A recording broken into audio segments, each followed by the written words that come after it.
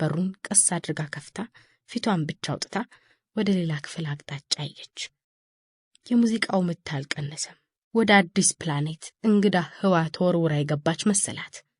ከአንድ ጊዜ ወደ ሌላ ጊዜ የቀድሞ አሮጊት እያደቡ ጠጋ አሏትና ልጅ የረሳሁብሽ ላምጣልሽ ቆይ አሏት።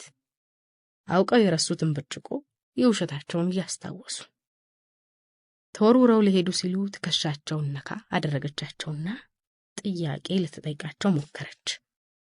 ለረጅም ሰዓት ያልተናገረችበት አፏ በብሎን የታሰረ ወይ የዛገ መሰላት።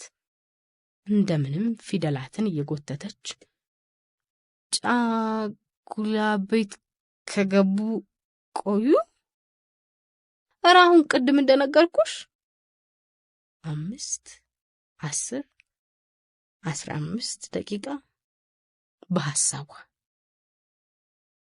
ስሙትዬ ዶክተር አሰግድ እዚህ አካባቢ ያሉ እዚህ ቤት ጎን ያሉት ለሰርግ ዕቃ ሰጡ የተባሉት ሰውዬ አውፋ አሉ። ስለ ሰርግ ዕቃ መቼ ሳሎን ይኖራሉ እንጃ። ወይዘሮይቱ የሚያደንቋቸውን ሰው መሶበ ወርቅ ስላላደነቀችላቸው ቁጭት እያፈናጠራቸው ወደ ኩሽና በሚያወጣው የቤት ውስጥ መንገድ የሚነጥር ቂጣቸውን አስከትለው ጠፉ። መሶበ ወርቅ ወደ ሳሎን ሄደች። በሰው ተሞልቷል። ጎረምሳው፣ ኮረዳው፣ አዛውንቱ፣ ወይዘሮዎቹ ቆም ብላ ከሚጫወቱት ሰዎች በአይኗ እየቃኘች ባሏን ፈለገች። እንደሱ ጠና ካሉ 6 ከሚደርሱ ሰዎች ጋር አጠር ያለ ጠረጴዛ ከበው 2 የውስኪ ጠርሙስ አቆመው ይጨዋወታሉ። አሰግድ መነጽሩን አውልቋል። ሞቅ ሲለው አይኑ እስከ አውስትራሊያ ድረስ የሚያይ ይመስለዋል። መላጣው ላይ ላቡ ጤዛ ይመስላል። ራሱ እስኪያት ድረስ መተላለፊያ ላይ ቆመች። ዶክተር አሰግድ ሌላ ቀን የሚያሳየው ለዘብ ያለ ቄንጥ የለም። እጆቹ ስለሚሮጥ ባቡር፣ ስለሚቃጠል አውሮፕላን፣ ስለሚፈነዳ ገሞራ እንደሚገልጹ ሁሉ ይወናጨፋሉ። ከደረቱ ወደ ሰዎቹ፣ ከሰዎቹ ወደ ሰማይ ወዘተ። ከትናንሽ ኮረዳዎች ጋር ተቀምጠው የነበሩ ጎረምሶች ያቀፏቸውን እየረሱ በመሶበ ወርቅ አስማታዊ ቁመና ፈዘው በአይኗ አገላለጥ ደንዘው የማናት ማናት ባሏን አብሮ የሚያጣጡት ሰዎች ትከሻውን ነካክተው ወደ እሷ ተቆሙት። ዶክተር አሰግድና መሶበ ወርቅ ለሰከንዶች ያህል ተያዩና እንደ ሌሎች ሰዎች ሁኔታዋ ግራ ያጋባው ከተቀመጠበት ተነሳ። አጠገቧ ደርሶ ትከሻዋን እንደያዛት የት ጠፋሽ ብሎም ሳይጠይቅ ምን ነው መሶ አላት። እፈልግሃለሁ።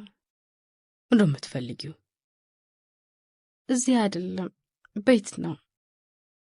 የረሳው ግን በሞቃት ጭንቅላቱ ወደ ምንም ሊመድበው ያቃተው መልእክት ንግግሯን ያጀበው ስሜቷ ውስጥ እንደ ንዝረት ይሰማዋል። ከሰርጉ ቤት ወጡ። ቆዩ ጫጉላ ቤት ከገቡ አላየውም። ከማን ጋር እናይት እንደነበረች መጠየቅ አልፈለገም። እነግርሃለሁ ያልሽኝን ነገር አሁን ልትነግሪኝ አትጀምሪ? ውጪው የመስከረም ወር መጨረሻ አስማታዊ ማታ ነው። ሰዎች ፊት ላይ ቅዝቃዜ እንደ ኩርኮራ ይወድቃል። በንባ ብቻ የሚደነቅ የአዲስ አበባ የውበት ሸፍጥ። እቤት ገብተን ይሻላል አታቅፈኝም? አቀፋት። ትንሽ ተደናግሮት ስንት ጊዜ ሆነው ከራራ ክንዱ እንዲህ ወገቧ ዙሪያ ያረፈው? ስንት ጊዜ ሆናቸው ቀዶ ጠጋኝ ጣቶቹ ነፍስ ያለው ዳሌዋ ላይ አርፈው ይነዘራቸው? የገቡበትን ጊዜ አልነገርኩሽም መሰለኝ። 4:30 አካባቢ ነው። ቶሎ እንሂድ። ወገቧን አጥብቆ አቀፈው። በቀሚሱ ውስጥ ሰውነቷ ቆዳውን እንደጠበበው እባብ ይወራጫል።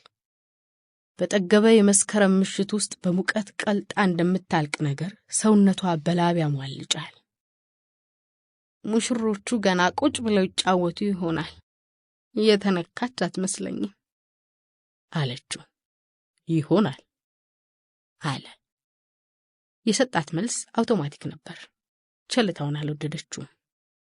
እቤት ከገቡ በኋላ ስለተፈለገበት ነገር ለመወያየት ወደ ሳሎኑ ሲያቀና እጁን ጎተተችው።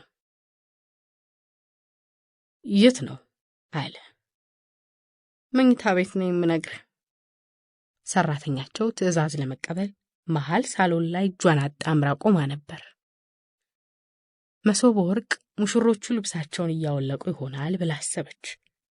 እንደገቡ የክፍሉን በር ከዘጋች በኋላ በሙሽሮቹ ቤት አቅጣጫ የሚከፈተውን መስኮት ግራና ቀኝ እንደ ግቢ በራፍ በረገደችው።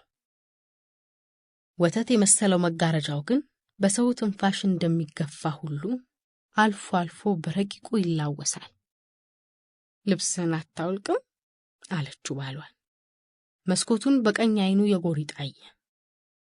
ማንም መሰላል ካልተጠቀመ ወደ ውስጥ ማየት እንደማይችል ቢያውቅም ሁሉ ነገር ውስጥ እቅድ ያለ መሰለው። ለምን አላት። ተጠጋችውና መነጽሩን ከዓይኖቹ ላይ አንስታ በቀስታ አንገቱን አቀፈችው። ትስመው ጀመር። ሙሽሮቹ አሁንም እየተሳሳሙ ናቸው። ምክንያቱም ሙሽሮች ስለሆኑ ስለሚዋደዱ አሁንም ይሳሳማሉ ብላ አሰበች። አልጋ ላይ ራቆቷን ወደቀች። ዶክተር ከነረጅሙ ታንታው ተከተላት።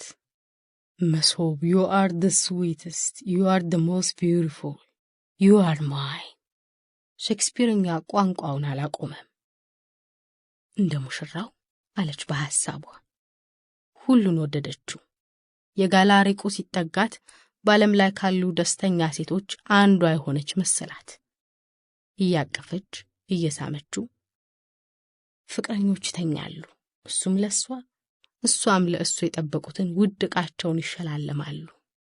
ለራሷ በሐሳቧ እላይዋ ላይ እንደተኛ ጨዋታ መሆኑ ሳይገባው ጡቶቿን እየቀያየረ ምራቁን ሲቀባቸው መላጣው መሃል ጉች ያሉት ጥቂት ጸጉሮቹ እንደያቅማቸው ላባርሷቸው ራስ ቅሉ ላይ ተለጥፈው ሲፈልቁ ደስታውን እንደሚነጠቅ ሁሉ በችኮላ ሲንደፋደፍ ስታየው ሰው ባገሩ ሰው በወንዙ ቢጠጣ ክህደት ቢበላ ሸፍጥ አዘነች።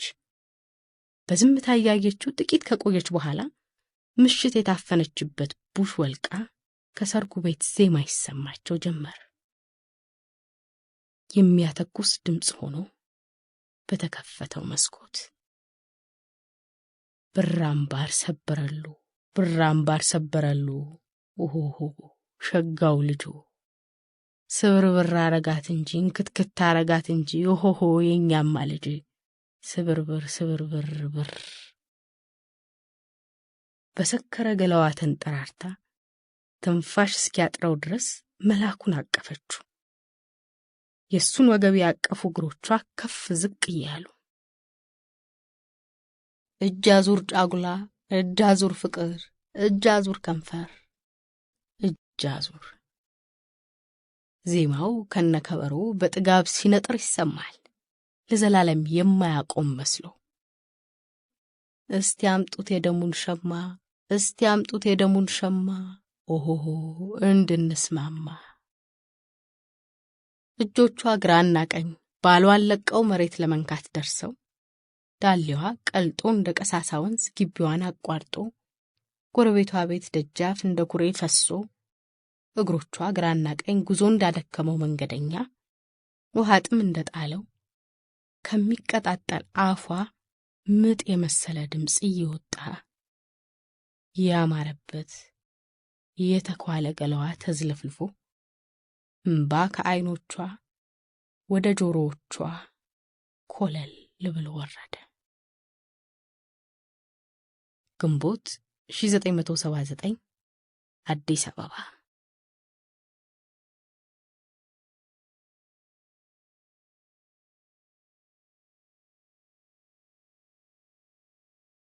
አለንጋና ምስር ማዙካ ከሁለተኛ ባሏ ነው የወለደችኝ።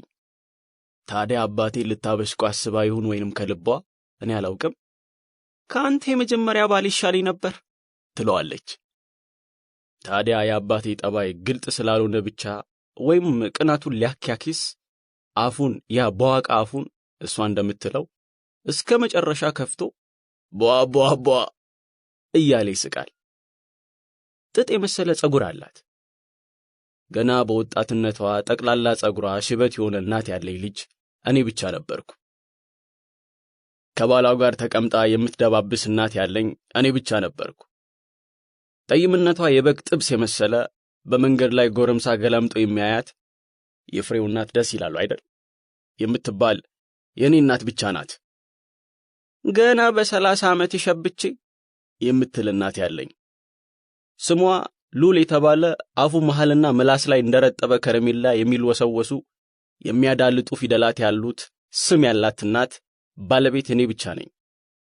የአንዳንዶቹ ልጆች እናቶች ስማቸው አስካለ፣ አልማዝ፣ አሰለፉ፣ ቦግዬ ምናምን ነው። ደግነትን እንደ መስካለም ፊት ዘርግታ የምታሳይ ከትምህርት ቤት ስመጣ ቤቷ በር ላይ የምትጠብቀኝ ከመግባቴም በፊት እግሯ ዙሪያ ተጠምጥሜ ላክፋት ቀሚሷን ላሸት ደሞ እንዴት እንደዋለች ልጠረጥር ጠቅላላ ፊቴም በቀሚሷ ጠቅልዬ ምን አይነት ምሳ እንደሰራችልኝ ልጠረጥር። እናም ይህ ቴክኒኬ የማይገባት እናት ያለኝ እኔ ብቻ ነኝ። እሷም አንዳንድ ቀን ቅቤያማ ጠረን አላት ቀሚሷን የላም የሚያደርግ አልወደውም። እንዲህ ሲሆን ለአባቴ የተዳላበት ቀን ነው።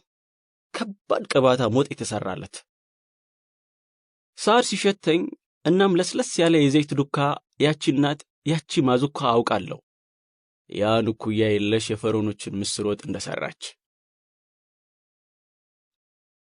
ሚኒስትሪ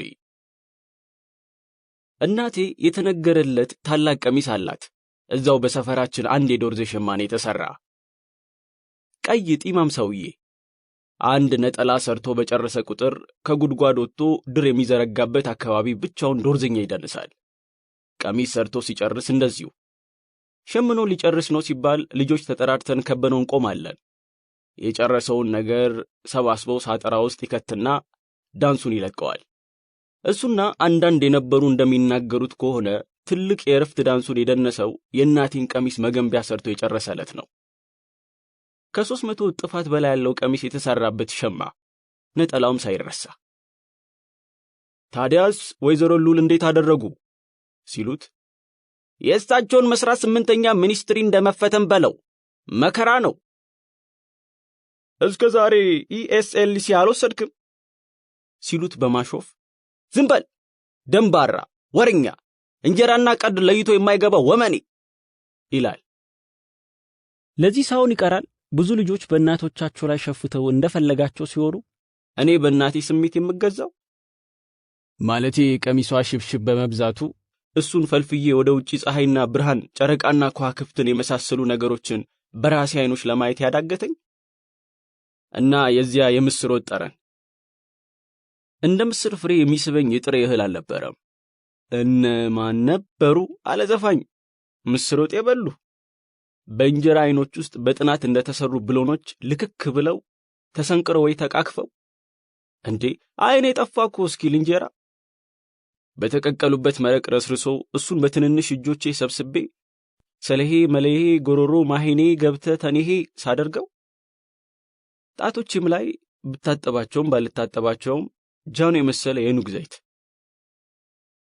በዚያ ዕድሜ ሁሉ ቀን የምሰራው ነገር ቢኖር ወይ ለሚኒስትሪ ማጥናት ወይ ኳስ መጫወት። በዚህ መሃል ምስር ወጥ ማደን ነበር። ቢቻልና ቢፈቀድልኝ ሁሉ ጊዜ ኳስ ብጫወት። ግን አባቴ ኳስ ጫወታን ፊኛ ማባረር ነው የሚለው። ትምህርቴን በመጥፎ ማርክ ካበላሸው ትበላለ ያው ምስርን ትነፋለ ማለቱ ነው። ትዘላለ ያው ፊኛን ስታለፋ ማለቱ ነው። እና እንዴት 5 ከ10 ታገኛለ? አባቴ ቁጡ ነው። ከስሩ አቁሞኝ ጥፋቴና ጥፋቴ ያልሆነውን የገባኝና ያልገባኝን ነገር እየደባለቀ ምራቆ የተፈናጠረ ሲጮውብኝ ቀስቃዛ ሲሚንቶ የሚዘንብበት ክረምት ይታየኛል። እንዲም ሰለሚል ትዛዜ ሲሚንቶ ናት። ምን ማለት እንደሆነ ባይገባኝም 1-2 ቀን ከጠቀሰልኝ ስነስርዓቶች አፈንግጬ ከመንገር እንደተላተምኩ ባስመራሪ መልኩ ተረድቼዋለሁ። እኔ ላይ ብቻ ሳይሆን በሰፈሩ 70% ሕፃናት ላይ በሕገ መንግሥት ያልተረቀቀና ያልጸደቀ ስልጣን ነበረው። ብዙ ጊዜ ግን አይናገርም። እኔ ስቀጣ ታግሼ ነው። አንድ ጊዜ እንዲያደረገ ታገስኩት። ደሞ አንድ ቀን በዚያ በኩል ሲያልፍ እንዲያድርጎ እንዲያ ሲያደርግ አየሁት። ዝም አልኩት። አንድ ቀን በወዲያ ሳልፍ ከማን ጋር ነው ባካችሁ እንዲያድርጎ እንዲህ ሲናገር ሰማ። በቀደም ዕለት ከሰዓት በኋላ እንዲያድርጎ ታሪክ ይዘረዝርና በእርግጥም እውነቱን ነው ብሎ ይልና ቁጣውን ሲከፍተው የሆነ መግላሊ ሲያነሳ ሃኒባል ምን አለው? ስለ ሃኒባል ያወቅኩት ስለ ሚኒስትሪ ሳጠና ነው። ላለመናገር እንዲመቸው ነው መሰለኝ ወይ አካባቢውን እንደ አውራ ዶሮ መቆጣጠር እንዲያስችለው ሲቀመጥ እንጨት እንደዋጠ ሁሉ ቀጥ ብሎ ነው። ምን ነው እንደ ኮንጎ ዘማች በተጠንቀቅ ተቀመጠ ይሉታል የማያውቁት። እናቴም ትለዋለች ስታሾፍ፣ አርፌ ስቀመጥ ነዋ ይላል። ወይ ተታረፈ።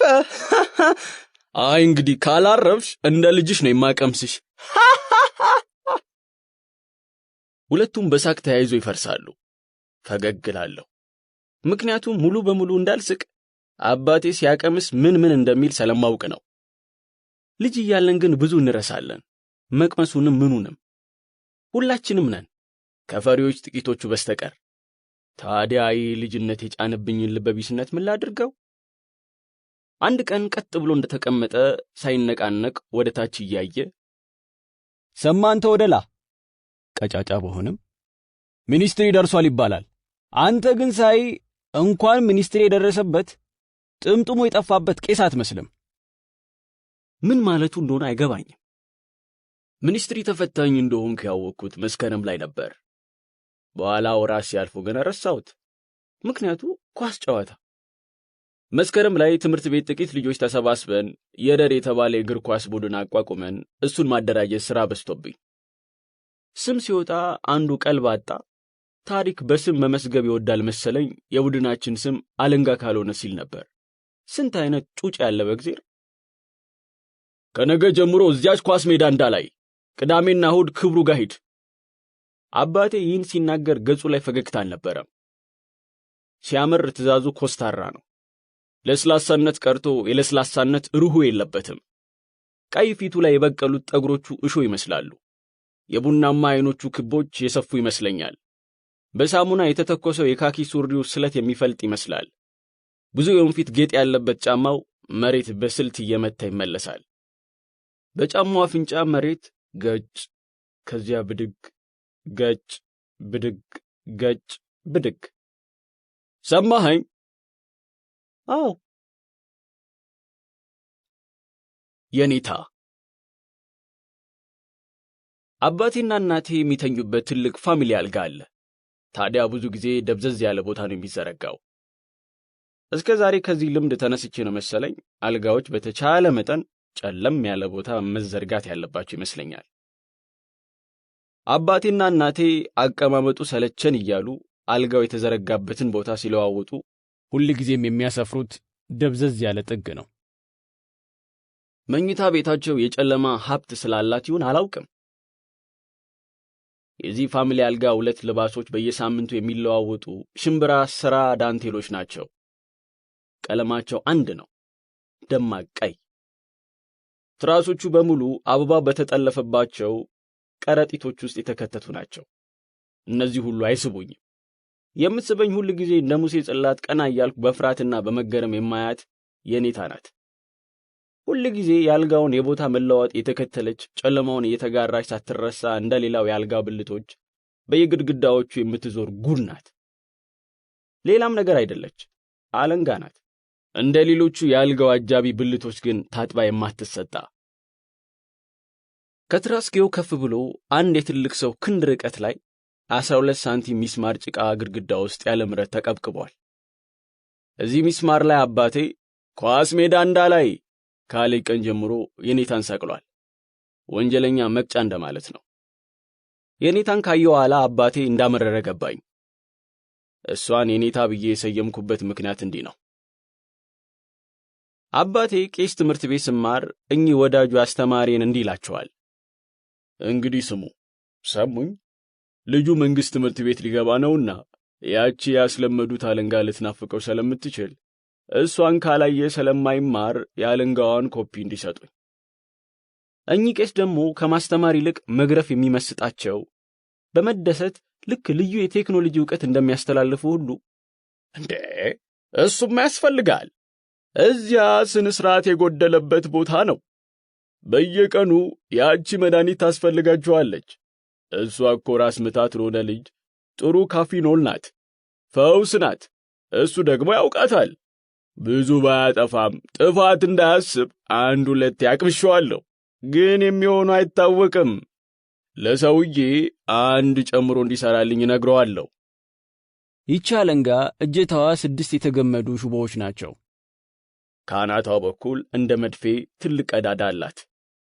በዚህ ቀዳዳ ስፋቷ 2 ሳንቲሜትር ርዝመቷ 1 ሜትር ተኩል የሚሆን ቆዳ አጥልቃለች። ደብዛዛ ወይ የቆሸሸ ቢጫ ቱባ ክር የገባባት መድፌ ትመስላለች። የፍየል ቆዳ ናት ሲሉ ሰማው። በፍየል ቆዳ የተሾጠ ልጅ ይለፈልፋል አልደግምም ብሎ አንተ አራም ግጥም ሲሉ ሰምቻለሁ። ፍየልና ለፍላፊ ሰው የምጠላው በዚህ ምክንያት ይሆናል። ታዲያ ይቺ የኔታ ስነ ስርዓት ያጎደልኩለት የታዘዝኩትን ካልሰራው በእኔና በሰነ ምግባሬ መሃል እየተወሰወሰች የተፈጠረው ክፍተት የሚጠገንባት ናት።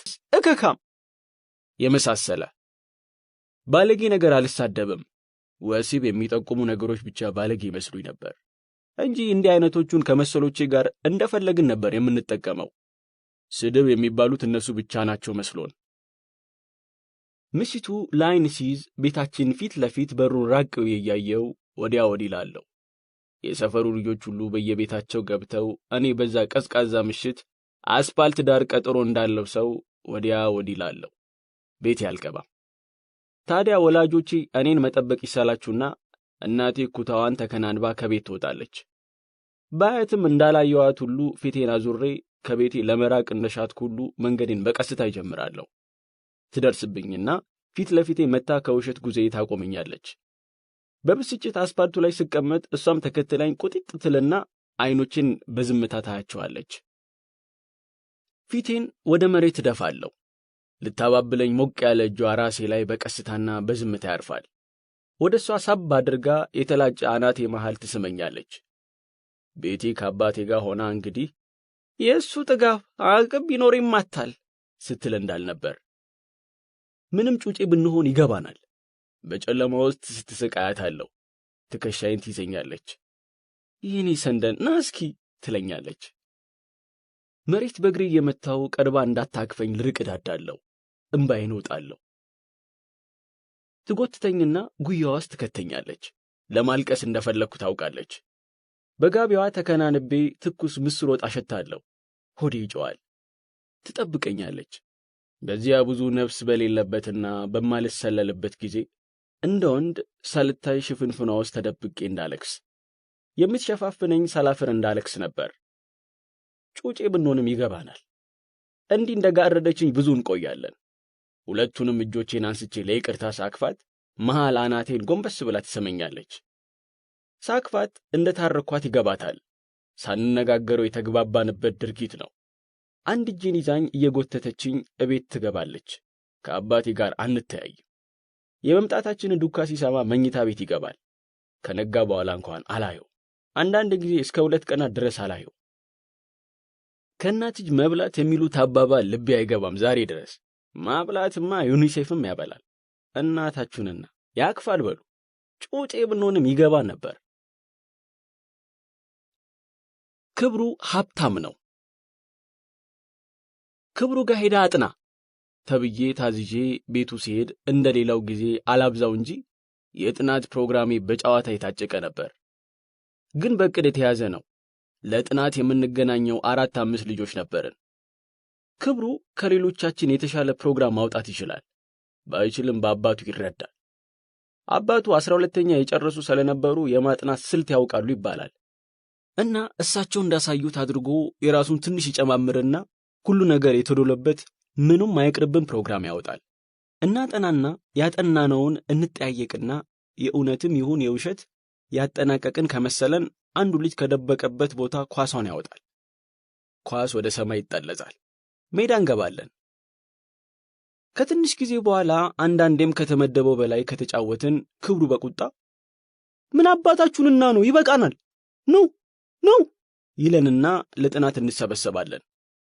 እንደገና 1 ሰዓት 2 ሰዓት እናጠናለን። ከሳምንት ጊዜው እየረዘመ ትምህርታችንን እያወቅንና እየተረዳን ስንሄድ የምንጫወትበት ጊዜ እየረዘመ ፈተናው ሊደርስ አካባቢ እንደውም ጨዋታው እያሰከረን ሄደ። ከመሃል አንዳንዴ ጥናቱም ኳሱም ሲያማርረን ክብሩ 4 ኪሎ ድረስ በእግሩ እየነዳ ወስዶ ሃምበርገር ያበላናል። ሃምበርገር የሚባል ነገር መጀመሪያ ያስቀመሰኝ እሱ ነው። ክብሩ ሁል ጊዜ ኪሱ ውስጥ ገንዘብ አይጠፋም። ከሁላችንም ቦላሌ የሚለብሰው እሱ ብቻ ነው። በኪሱ ቢያንስ 5 ገበሬ 1 ብር ነው። ስሙ ብሩ ፊት ላይ ባለው አራሽ ገበሬ ሲል ምክንያት የተፈጠረ ነው። አያጣም። ክብሩ ሀብታም ነው። ታዲያ ቢያንስ በየ15 ቀኑ ወይንም በየሳምንቱ ብዙ ገንዘብ ካለው ካፌ አስገብቶ ሃምበርገር ከሌለው ሻይ ቤት አስገብቶ ብስኩት ይገዛልናል። በዚሁ በአንዱ የግብዣ ዕለት ነው እበላው የነበረው ፓስቲ ውስጥ የደረቀች ግማሽ ገመዷ በዘይት ተጠብሶ የጠቆረ ትል ያገኘሁት። ፓስቲ ከዚያን ጊዜ በኋላ ጠላው። ግን ይሄ ጥላቻዬ ለጥናቴ ስኬት ያበረከተው ነገር አልነበረም። ታዲያ ፓስቲን ስጠላው የሚሸጥበት ቤት ውስጥ ገብቶ መቀመጥም ነው የጠላሁት። ሌሎች ልጆች ግን ትሉን እንኳን ቢያዩ አላቆሙ። የጣፈጠኝና የወደድኩትን ቀሽር ሻይ እንኳን ፈራሁት። ታዲያ እሱ ቤት ስንሄድ ሁሉን እናደርጋለን። እንጫወታለን፣ እንበላለን፣ እንጫወታለን፣ እናጠናለን።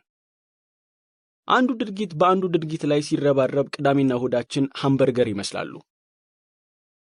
ጠፍጣፋ ስጋ የተቆረሰ ዳቦ መሃል ማስቀመጥ ምኑ ቁም ነገር ሆኖ እንደሚያንሰፈስፈን ስናገር ሰምቶ ክብሩ ምን አለኝ?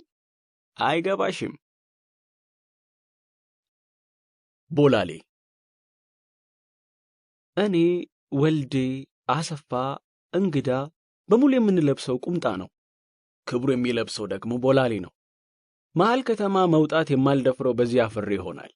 አባቴ ታዲያ የቦላሌ ነገር ሲነሳ ገና ልጅ ነህ፣ ለቦላሌ አልደረስክም ይለኛል። ኮሚክ ዘመን ነበር ወይስ አባቴ ነው? ክብሩ የትም ባያቸው የማውቃቸው 2 የራንግለር ሱሪዎችና 1 ኪሶቹ በካምሱር የተለበጡ ካኪ ሱሪዎች አሉት። ታዲያ እሱን ለባብሶ ሲመጣ በመንፈሳዊ ቅናት አመዳም ጭንቅላቴ ትቦናለች። ማንኛውንም አይነት ቦላሌ ስለምወድ አንዳንድ ሰሞን ምን በመሰለ ሰዎች ስለ ገነትና ስለ ሶሻሊዝም በሚያስቡበት ዕለት እኔ ቦላሌ ስመኝ እውላለሁ። እስከ ዛሬ ልረሳው በማልችለው አንድ ትንግርተኛ ሌሊት እንዳውም ከተኛው እስክነቃ ስለ ቦላሌ ሳልም ነበር። በህልሜ የማየው ሰው ሁሉ ቦላሌ ለበሰ ነበር። መሪጌታ ገብረወልድ ወልደ ኤፍራታ እኛ የሰፈሩ አዋቂ ቄስ ጂንስ ሱሪ ለብሰው እንደ ሊቫን ክሊፍ ሲራመዱ አየዋቸው። ቆሞ ነበር ሜዳ መሃል። እንግዳ ሜዳ ነው። የጎል እንጨቶች እንኳን ያልቆሙበት። ታዲያ ጋቢያቸውን ወደ ትከሻቸው ሲሰበስቡት ጂንስ መልበሳቸውን አየው። በድንጋጤ ሸሽቻቸው ሮጥኩ። ከኋላዬ በከተሜ አማርኛ ሲጮሁ ሰማዋቸው። ወላቦ ያየውን ለሌላ ሰው እንዳትናገር፣ ከነገር ካራውጣለሁ። ስሮጥ 50 አለቃ ቱሉን አገኘዋቸው። የእንግዳን አባት አንድ ጂፕ መኪና ጋቢና ውስጥ ቆመው መኪና ሲነዱ አየው። መኪና ነድተው የሚያውቁ አይደሉም። በዚህ ተገርሜ ቆሜ ሳያቸው ታዲያ እየነዱ ሲያልፉን ጂንስ መልበሳቸውን አየው። ቆሞ ከመንዳታቸው የበለጠ የገረመኝ ራንግለር ሱሪያቸው ነበር። ከዚያ ስደነግጥ ሲያዩኝ ለማንም እንዳትናገር፣ በተለይ ለጀነራል ከበደ ገብሬ መንገርን ብሰማ ኤምዋኔን ትቀምሳለህ አሉኝ። ይው ብሎ ደረታቸው ነፍቶ አለፉኝ። ከ50 አለቃ ለማምለጥ ስሮጥ አባቴን አገኘሁት። ሙጥኝ ልለው ስንደፋደፍ አስቆመኝና የት ሄዳለህ? ቀስ በል አለኝ። በትኩረት ሳየው የለበሰው ካፖርት በስዕል ተሸፍኗል። ስዕሎቹ የተለያየ መጠን ያላቸው ጂንስ ቦላሌ ሱሪዎች ናቸው። ሊዘኝ ወይም ሊያክፈኝ ሲጠጋ 1-3 የሚሆኑት ጂንስ ስዕሎች ከትከሻው ላይ ሙጫቸው እንደደከመ ሁሉ በስርዓት እንዳልተጣበቁ የወረቀት ስዕሎች ወደ መሬት እያዘገሙ ወደቁ። በህልሜ ንፋስ አልነበረም። በድንጋጤ መሮጥ ቀጠልኩ። ሱሪ ሲል ሰማሁት አባቴን። የአባቴ ድምፅ አሰቃቂ ነበር። አስገራሚ ህልም ነበር። ዛሬ ድረስ ይመጣብኛል። አንድ ቀን ክብሩና መንበረ ሲያወሩ ደረስኩባቸውና እሷ አፍራ ሸሸች። ቀን ነው። ከክብሩ ጋር እንደዚህ ሚስጥር የምታወራው ቦላሌ ስለሚለብስ ነው አልኩ። ቦላሌ ያላችሁ የሚወደዱ ይመስለኛል። ዘመናዊ ማርዬ የተባለው ዘፈን ቦላሌ ለሚለብሱ ዘመናዊ ሰዎች የተዘፈነ ነው። ቦለለ ማለት ዘመነ ይመስለኛል። እሱ ዘመናዊ ነው ከሚሉ እሱ ቦለሌ ነው ቢሉ ይቀናኛል። ታዲያ መንበረ ክብሩን ስታወራው እንደወደደችው ሁሉ ነው። ለምን ተጠግታ ታወራዋለች? ለዚህ ሆነ አባቴ ቦላሌ የማይገዛልኝ እል ነበር፣ መንበረ እንድጠላኝ። አባቴ ከእናቴ ጋር ወር በገባ ቁጥር ይጨቃጭቃል። ተማሪ ወታደር ጸባይ ያስፈልገዋል፣ ቦላሌ ከለመደ ሀገሩን ለቦላሌ ይሸጣል አላት። ለቁምጣስ አይሸጥም አለች እሷ። አይ አንቺ ነገረኛ አለና የጫማዎቹ ማሰሪያዎች እስኪላሉ ድረስ ሳቀ።